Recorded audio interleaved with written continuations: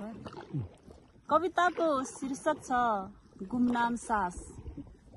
कुहिरी मण्डल तुहालो भित्रबाट झिनो आवाज आइरहेछ, दबाइरहेछ कसैले किल्कीले, यो उच्छाटले पुकार्दैछ फेर्न देऊ एक सरको सास।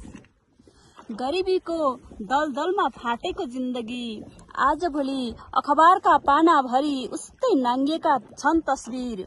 हिजो बाध्यताले फाट्यो जिन्दगी, आज माथि उठ्दै गर्दा फेरि किन निर्वस्त्र।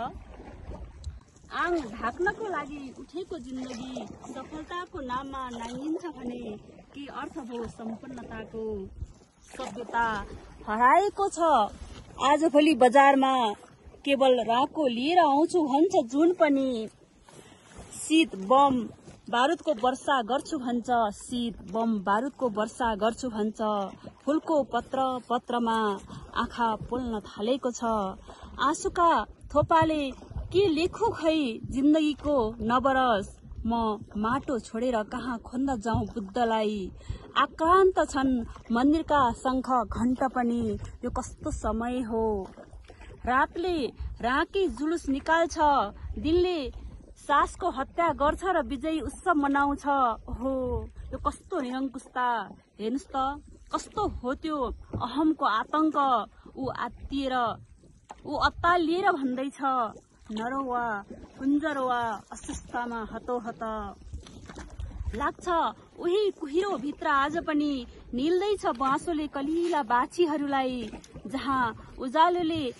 जहाँ उज्यालोको अपेक्षा गरिन्छ त्यहाँ गुमनाम हुन्छ सास। बढ्छ विध्वंस र सर्बलाउँछ अराजकता, सतीले सरापेको माटोमा फक्रिन नपाउँदै झर्दैछन् कोपिला। समयले कुन युद्धको घोषणा गर्दैछ खै, सकिनै लाग्यो दियोमा तेल।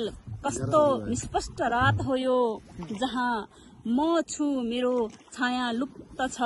ऐना अगाडि उभिँदा आफै देख्दिन, लाग्छ गुमनाम साससँगै हराएको छ लास।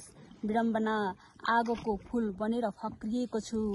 ऊ त्यहाँ पर सडकमा हेर त, ऊ त्यहाँ पर सडकमा हेर त, त्यो दन्किएको आगोको लपका मेरो देश हो। त्यो दन्किएको आगोको लपका मेरो देश हो। धन्यवाद।